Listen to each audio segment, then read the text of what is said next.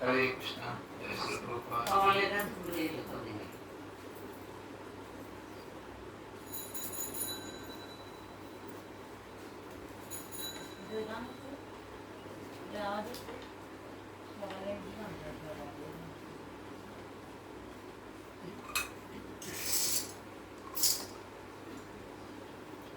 नमयो विष्णु पदय कृष्ण पृष्ठय भूतले श्रीमते भक्ति वेदांत स्वामी नित्य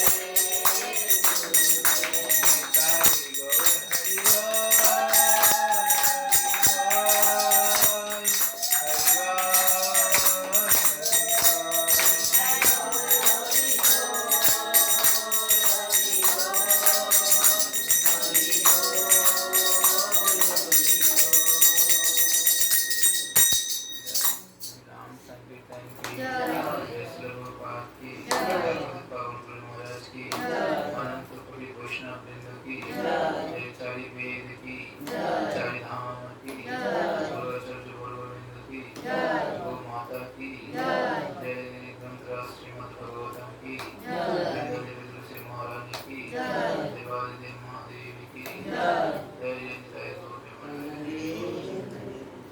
ओम अज्ञानतिमिरन्धस्य ज्ञानाञ्जनशलाकया चक्षुरुन्मिलितं येन तस्मै श्रीगुरवे नमः श्रीचैतन्यनामविष्णं स्थापितं येन भूतले स्वयं रूपं ददाति सम्पदस्थितं नमो विष्णुपादाय कृष्णपृष्ठाय भूतले श्रीमते जयपदास्वामिनिति नामिने नमः आचार्यपादाय श्रीप्रभुदाय गौरवदामोदराय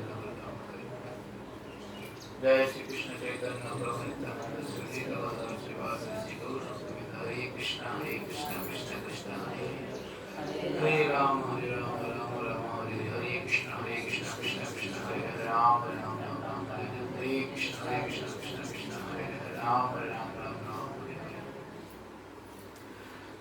ओम नमो भगवते वासुदेवाय ओम नमो भगवते वासुदेवाय ओम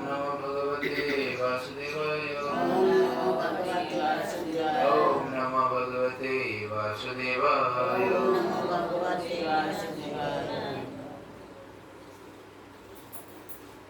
श्रीमद् भागवतमें प्रथम स्कंदे 14 নম্বর অধ্যায় ভগবান শ্রীকৃষ্ণের তিরোভাব লীলা। ভগবান এতক্ষণে দেখলাম ধৃতরাষ্ট্র গৃহ ত্যাগ করে সে তার একদম শেষ জীবন পর্যন্ত তার দেহ অগ্নিহোত্র যজ্ঞে সমর্পণ করার পিছনে তার গান্ধী তার স্ত্রী সেও নিজের জীবনকে আহুতি দিয়েছেন। এখানে শেষ। এবারে ভগবান শ্রীকৃষ্ণের তিরোধান লীলা।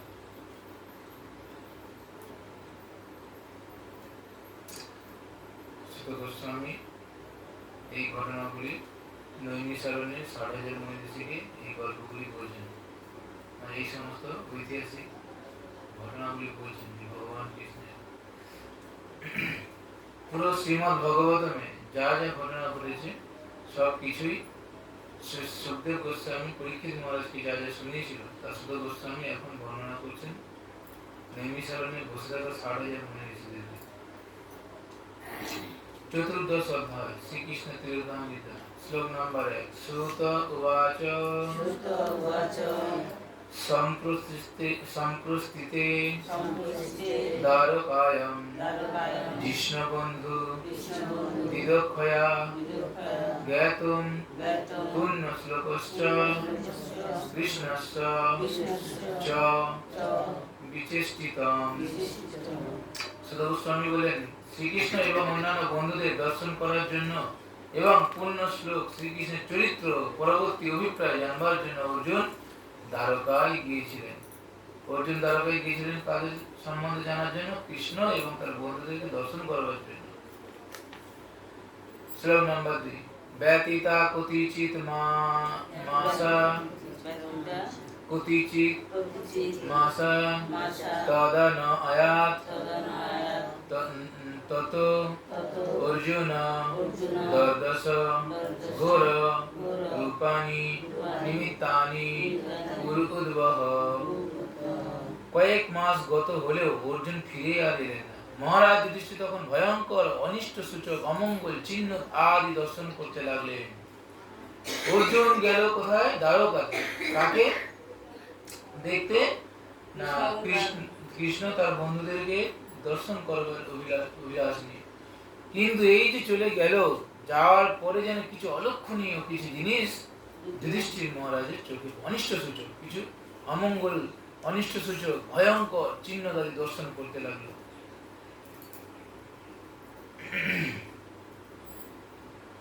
শ্লোক নম্বর 3। কালস্য চ গতিরুদ্রাম গতি কালস্য চ গতিরুদ্রাম বিপর্যস্ত ঋতুধর্মিণাম পাপীয় সীমা নৃণাম বার্তাম ক্রোধ লোভ অনৃত আত্মনাম। তিনি দেখলেন, কি দেখলেন? কালের গতি অত্যন্ত ভয়ঙ্কর হয়ে উঠেছে, ঋতুগুলির ধর্ম বিপর্যস্ত হয়েছে, ক্রোধ, লোভ, মিথ্যা সমস্ত মানুষদের যেন প্রবৃত্তি হয়ে উঠেছে। হ্যাঁ, আগে মানুষের ক্রোধ ছিল না, লোভ ছিল না, মিথ্যা ভাষণ ছিল না, আর এখন যেন মানুষের সেগুলি যেন বেশি প্রবৃত্তি হয়ে গেছে। এবং সেই জন্য তারা পাপের পথ অনুসরণ করে জীবিকা নির্বাহ করতে আরম্ভ করে দিয়েছেন। যুধিষ্ঠির মহারাজ সেই সময় তখন রাজ্য পরিচালনা করবার দায়িত্ব নিয়েছে, নিয়েই দেখছে কি মানুষের মধ্যে যেন একটা লোভ, কামনা, বাসনা, তারপরে মিথ্যা কথা বলবার অভ্যাস, অত্যাধিক ক্রোধ, প্রত্যেকটা জিনিসের প্রতি লোভ, যেন এগুলো আস্তে আস্তে যেন দেখা দিতে শুরু করেছে। আর এইগুলো দেখে ঋতুগুলি গরমের সময় যেন, গরমের সময় তো গরম থাকবে, সেই গরমের সময় যেন গরম পড়তে দেরি হচ্ছে, শীতের সময় যেন শীত এসে যাইছে না, গ্রীষ্ম চলে আসার কথা। এইভাবে নানান রকম ভাবে ঋতুদের যেন ধর্ম বিপর্যস্ত হয়ে পড়েছে। সভ্যতা যখন পরম পুরুষোত্তম ভগবানের প্রীতির সম্পর্ক থেকে বিচ্ছিন্ন হয়, তখন ঋতুর বিপর্যয়ে পাপ পথে জীবিকা নির্বাহ, লোভ, ক্রোধ, মিথ্যাচার প্রবল ভাবে প্রকট হয়ে ওঠে। কি বলছে? সভ্যতা। সভ্যতা কাদের নিয়ে তৈরি? হ্যাঁ, নিজেদের বলতে ভক্তদের নিয়ে, সাধারণ মানুষ সবাইকে নিয়ে তৈরি সভ্যতা। সেই সভ্যতা যখন পরম পুরুষোত্তম ভগবানের প্রীতির সম্পর্ক থেকে বিচ্ছিন্ন হয়ে যায়, তো ভগবানের সন্তুষ্টি বিধানের জন্য কোনো কিছু না করলেই তখন কি হবে? প্রকৃতি আমাদের নানানভাবে কষ্ট দেবে। তো সেই কথাই এখানে বলা হয়েছে, ঋতুর বিপর্যয়ে পাপ পথে মানুষ জীবিকা নির্বাহ করছে, লোভ, কাম, ক্রোধ ইত্যাদি প্রবল তারা বেরিয়েছে। ঋতুর বিপর্যয় বলতে কি বোঝায় না, এক ঋতুতে অন্য ঋতুর প্রকাশ বোঝানো হচ্ছে। যেমন শরৎকালে বর্ষা, অথবা এক ঋতুর ফুল এবং ফল অন্য ঋতুতে ফলতে দেখা। যেমন এখন তো সব আপনি কাঁঠাল সারা বছর পাবেন, স্টোরে রেখে কেউ রেখে দিচ্ছে। তারপর জামও হয়তো পেয়ে যাবেন। মানে এরকম আর কি।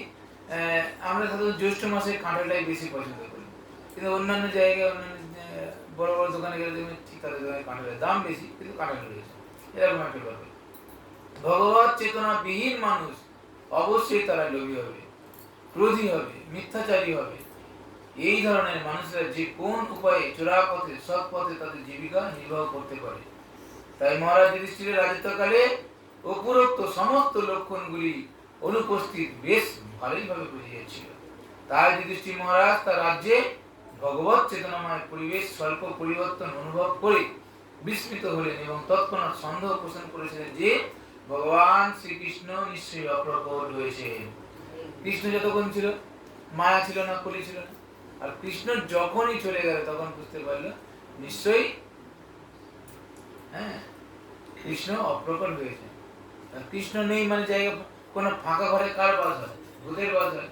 তো এই জগতে কৃষ্ণ নেই মানে তাহলে এবারে সব কলির বাস করছে। আর সেই কলি বাস করা মানে আমাদেরই ঘরে চাপবে উল্টো পাল্টা করলে। সেই এখানে বলছে। ঠিক আছে, শ্লোক নম্বর 4। জিক্ষু প্রেম ব্যবহৃতম।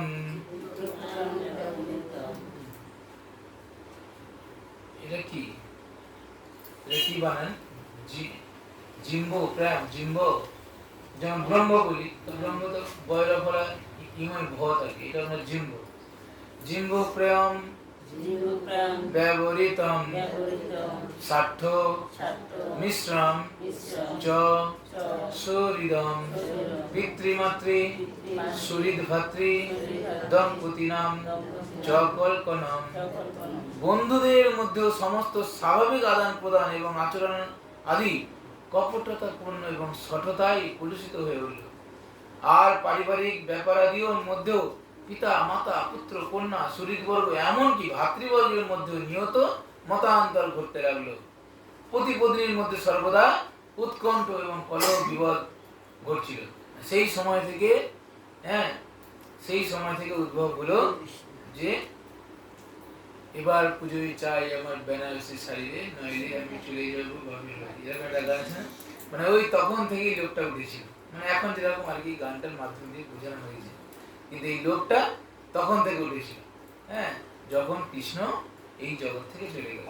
এই যে স্ত্রীদের চাওয়া পাওয়া ইত্যাদির জন্য যে কলহ, হ্যাঁ, মিথ্যা সন্দেহ, মিথ্যা প্রতিশ্রুতি, স্বামী স্ত্রী প্রতি দেওয়া, স্ত্রী স্বামীর প্রতি দেওয়া, এই যে নানান রকম, এমনকি মাতা পিতা পুত্র কন্যা শরীর বর্গ মানে বন্ধু বান্ধব সবার মধ্যে যেন একটা মতান্তর ঘটে। ও বলছে না এটা ভালো, ও বলছে না এটা ভালো, ও বলছে না ওটা খারাপ, বলছে না এটা খারাপ। এই রকম দুষ্কর্মের 4টি নীতি, যেমন ভুলভ্রান্তি, প্রমত্ততা, অপটুতা, মা বা করুণাপট এবং প্রতারণা। মানুষের এই 4টে ভুল থাকবেই, কিছু করার নেই। ঠিকই, এটা আমরা আগেও ক্লাসে আলোচনা করেছিলাম। মানুষের 4টি ভুল করবার প্রবণতা আছে। একটা কি? ভ্রম, প্রমাদ, করুণাপট, বিপ্রলিপ্সা। এগুলির দ্বারা বদ্ধ জীব মাতৃ আজন্ম দোষান্বিত, মানে জন্ম থেকে তারা এরা দোষ। এগুলি অপূর্ণতার লক্ষণ এবং এই 4টি প্রবণতার মধ্যে বিপ্রলিপ্সা বা অন্যকে প্রতারণা করবার প্রবণতা সবচেয়ে বেশি প্রবল। আর বদ্ধ জীব মূলত এই জড়জগতের উপর আধিপত্য করবার অস্বাভাবিক বাসনা করে বলেই তার মধ্যে প্রতারণা করার এই প্রবণতা থাকে। এই জগতের 4টি প্রবণতার মধ্যে বিপ্রলিপ্সা বা অন্যকে প্রতারণা করবার যে প্রবণতা, মানুষের হৃদয়ে এখন এটা ভালোভাবে ধারণ করে নিয়েছে। এখনকার মানুষ তারা ঠকবার জন্য প্রস্তুত, আর কিছু কিছু মানুষ আছে ঠকানোর জন্য প্রস্তুত। তান্ত্রিক জ্যোতিষীর কাছে যাবেন, কোনো কিছু নয়, হাত দেখালি 500 টাকা। সামান্য আধার লিঙ্ক করতে গেলে যেখানে গভর্নমেন্ট নিচ্ছে 50 টাকা, 70 টাকা, 75 টাকা, এরা নিচ্ছে 300 টাকা করে। যে যেমন পাচ্ছে নিচ্ছে। তোমার লাভের জন্য, পরিশ্রমের জন্য তুমি 50 টাকা 100 টাকা বেশি নাও, তুমি অত্যাধিক বেশি নিচ্ছে। তো এই যে মানুষ এখন দরকারে পড়েছে, মানুষের এখন দরকার পড়তে হবে, আর এই সুযোগটা নিচ্ছে ওই প্রলোভনকারী মানুষরা। আর আমরা ঠকবার জন্য রেডি, কিন্তু আমরা এগুলো আমাদের অজ্ঞতা, আমাদের অভিজ্ঞতা নেই বলে আমরা, নাহলে তো আমরা ঘরে বসেই করতে পারি। এরকম কিছু কিছু ব্যাপার আছে। পোস্ট অফিসে এগুলো ফ্রি কাজ করে। পোস্ট অফিসের লোকেরা দেখবেন আপনি হাফ দিন পাবেন না। কেন?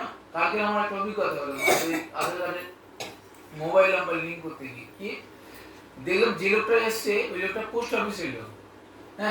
তার মানে ও পোস্ট অফিসের টাকা পায় না, আর যদি বা নেয় সরকারি গভর্নমেন্ট চার্জটাই নিতে পারবে, এর বেশি নিতে পারবে না।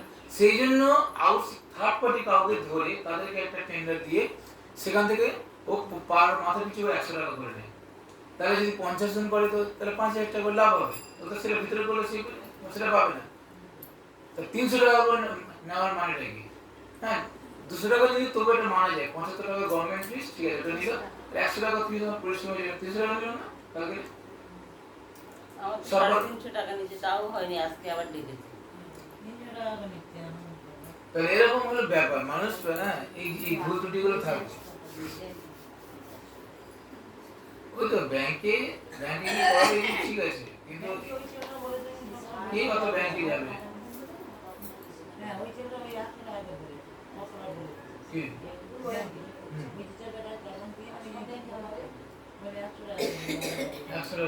ঠিক আছে।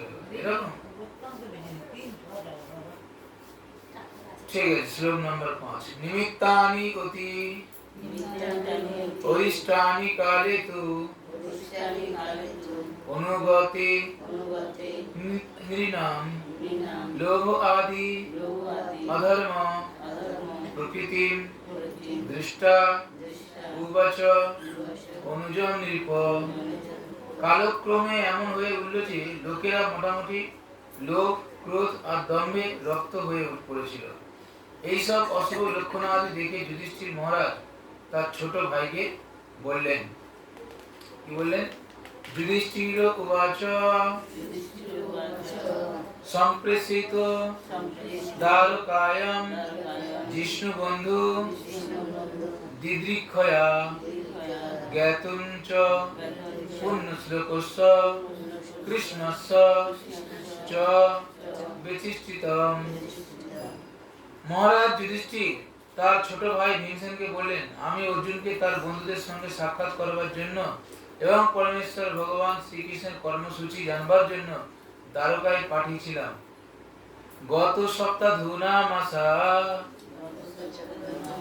ভীমসেন তব অনুজ নায়াতি কশ্যবা হেতর নাহম বেদ বেদ ইদম অঞ্জসা।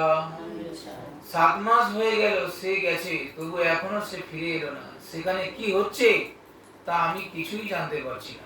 মানে অর্জুনকে পাঠিয়ে দিয়েছে কোথায় দ্বারকাতে, কিন্তু 7 মাস হয়ে গেল এখনো আমি কিছুই জানতে পারছি না। কাকে বলছে? তার ভাই ভীমসেনকে। ওপি দেব ঋষিনা আদিষ্ট স কাল অয়ম উপস্থিত যদা আত্মন অঙ্গম আক্রিয়ম ভগবান উৎসি শিক্ষতি। দেবর্ষি নারদ যে বলেছিলেন পরমেশ্বর ভগবান শ্রীকৃষ্ণ তার জড়জাগতিক লীলা সম্বরণ করবেন, সেই সময় কি এখন উপস্থিত হয়েছে? ভগবান কি পৃথিবী থেকে অপ্রকট হতে চলেছেন? এইভাবে প্রশ্ন করছে। যস্মান সম্পদ রাজ্যম দ্বারা প্রাণা কুলম প্রজা আসান সপদ্ম বিজয় লোকাশ্চ যদ অনুগ্রহাৎ। তার কাছ থেকে আমাদের যাবতীয় রাজকীয় ঐশ্বর্য সম্পদ, সমৃদ্ধি সম্পদ, রাজ্যপাল, গুণবতী স্ত্রী, জীবকুল, বংশানুক্রম, প্রজাপালন, শত্রুজয় এবং উচ্চতর গ্রহলোক আদির মধ্যে ভবিষ্যৎ সংস্থান লাভের সম্ভাবনা সবকিছুই অর্জন করেছি। মানে কিভাবে আমি ভগবত ধাম প্রাপ্ত হব, আমার এই রাজ্য সিংহাসন, আমার যে প্রাপ্তি, আমাদের যে সুন্দর স্ত্রী হয়েছে তারই জন্য প্রাপ্তি, আমাদের যে বংশ পরম্পরা রক্ষা পেয়েছে তারই প্রাপ্তি। তা আজকে সে কি সত্যি অপ্রকট হয়ে গেল? এটা কে দুঃখ প্রকাশ করছে? যুধিষ্ঠির মহারাজ এবং তার ভাইরা। এই সবই আমাদের প্রতি তার অহেতুক কৃপার ফলেই হয়েছে। আজকে সে না থাকলে আমার বংশ রক্ষা হতো না, সে না থাকলে আমি রাজ্য প্রাপ্ত হতাম না, সে না থাকলে আমাদের সুন্দরী স্ত্রী হতো না, সে না থাকলে আমরা এই যে বিভিন্ন গ্রহ লোকে আমাদের যে যাত্রা বা আমাদের যে জ্ঞান, যে বিভিন্ন বৈকুণ্ঠে প্রাপ্ত হওয়ার জন্য যে জ্ঞান, সেই জ্ঞান আমরা প্রাপ্ত হতাম না। এত কিছু সে দুঃখ প্রকাশ করছে। পশ্চাৎ পাতান্ন ব্যাঘ্র দিব্যান ভৌমান সদৈহিকান দারুণম সংসতা হদুরত ভাবয়ম ন বুদ্ধি মোহনম। দেখো দেখো হে নরব্রাহ্ম, গ্রহ নক্ষত্র আদি প্রভাবজনিত আদি দৈবিক জাগতিক প্রতিক্রিয়া সম্মত আদি ভৌতিক এবং দৈহিক যন্ত্রণা আদি থেকে উদ্ভূত আধ্যাত্মিক কত রকমের ভয়ঙ্কর উৎপাত উপস্থিত হয়েছে, যা আমাদের বুদ্ধিকে আচ্ছন্ন করে অদূর ভবিষ্যতে বিপদে আশঙ্কা ইঙ্গিত দিচ্ছে। তাৎপর্য: সভ্যতার জড়জাগতিক উন্নতি মানে হচ্ছে আদি দৈবিক, আদি ভৌতিক এবং আধ্যাত্মিক প্রভাবজনিত ত্রিতাপ দুঃখের প্রগতি। গ্রহ নক্ষত্র আদি দৈবিক প্রভাবজনিত বহু প্রকার দুঃখ দুর্দশা রয়েছে, যেমন অত্যাধিক তাপ, অত্যাধিক শীত, অতিবৃষ্টি, অনাবৃষ্টি, তার পরিণামে দুর্ভোগ, রোগ ব্যাধি, মহামারী, অতি চরম পরিণামে দেহ ও মনের বিষম যন্ত্রণা মানুষ দুঃখ ভোগ করছে। মানুষের এই জড় বিজ্ঞানের প্রকৃতি এই ত্রিতাপ দুঃখ দূরীভূত করার ব্যাপারে কিছুই করতে পারে না। এগুলি হচ্ছে পরমেশ্বর ভগবানের নির্দেশে মায়ার প্রভাবে জীবের দণ্ডভোগ। তাই ভগবত ভক্তির প্রভাবে নিরন্তর ভগবানের সঙ্গে সম্পর্ক যুক্ত হওয়ার ফলেই কেবল আমরা এই সমস্ত দুঃখ দুর্দশা থেকে মুক্ত হতে নির্বিঘ্নে আমাদের মানবিক কর্তব্য কর্ম সম্পাদন করতে পারি। অসুরেরা অবশ্য ভগবানের অস্তিত্বে বিশ্বাস করে না, তাই ভগবানকে অস্বীকার করে তার এই ত্রিতাপ দুঃখ থেকে মুক্ত হওয়ার উদ্দেশ্য নিজেরাই নানা রকম পরিকল্পনা করে এবং প্রতি পদক্ষেপে তারা অকৃতকার্য হয়। ভগবদ গীতায় 7 নম্বর অধ্যায়ের 14 নম্বর শ্লোকে ভগবান স্পষ্ট উল্লেখ করেছেন যে ত্রিগুণময়ী জড়া প্রকৃতির প্রভাব অতিক্রম করা সম্ভব। অর্থাৎ প্রকৃতি ক্রিয়ামানি গুণে কর্মণি সর্বস্ব অহংকার বিমরাত্মা কর্তহমিতি মন্যতে, এই শ্লোকটা বলা হয়েছিল। কেবল ভক্তি ভাবের মাধ্যমে ভগবান শ্রী পাদপদ্মে শরণাগত হওয়ার দ্বারা সেই প্রভাব থেকে মানুষ সহজেই মুক্তি লাভ করতে পারে। তাহলে এই জগতের তিতাব জ্বালা থেকে কেউ মুক্তি লাভ করতে পারে না। যখনই ভগবান এই জড় জগৎ থেকে অপ্রকট লীলা করলেন, তিনি যখন তার দেহ রাখলেন, তখন এই জড় জগতের প্রভাব যেন আরো অতিরিক্ত মাত্রা যেন আরো বাড়তে থাকলো। কি সেই অতিরিক্ত মাত্রা? এই আদি দৈবিক, আদি ভৌতিক আর আধ্যাত্মিক, হ্যাঁ, এই তিনটে ক্লেশের মাধ্যম দিয়ে মানুষ যেন দুঃখের আর শেষ নেই, যেন নানান রকম মানসিক যন্ত্রণা, দৈহিক যন্ত্রণা, বিভিন্ন যে শারীরিক যন্ত্রণা, এই যন্ত্রণার ফলে মানুষ যেন আস্তে পৃষ্ঠে যেন আচার পাচ্ছে। তো এই জন্য একমাত্র যদি আমাদের পরম গতি, পরম শান্তি লাভ করতে হয়, পরমেশ্বর ভগবানের নাম করতে হবে এবং এই নামের প্রভাবে আমরা ভগবত ধামে চলি। হরে কৃষ্ণ। তাই জড়জগতিক আশা আমাদের, এই জড়জগতিকে ভোগ করবার আশা, কামনা বাসনা আমাদের পরিত্যাগ করে পরমেশ্বর ভগবানের ভক্তের সঙ্গ লাভ করে আমাদের মানব জীবন সার্থক করতে হবে। হরে কৃষ্ণ। জয় শ্রী প্রভুপাদ কি জয়। হরে ঠিক করে আমি আগামী দিন দিচ্ছি, আগামী দিন বলবো। আচ্ছা বহু কালকে তো পূর্ণিমা, আমরা পূর্ণিমা ভগবানকে সিন্নি দিই, কালকে সিন্নি দিতে পারবো? হ্যাঁ, কেন দিতে পারবেন না? আর এমনি সিন্নি না, অনেকে বলছে পরশুতে মাস লাগে সিন্নি দিতে। ভগবান সব নারায়ণই কথা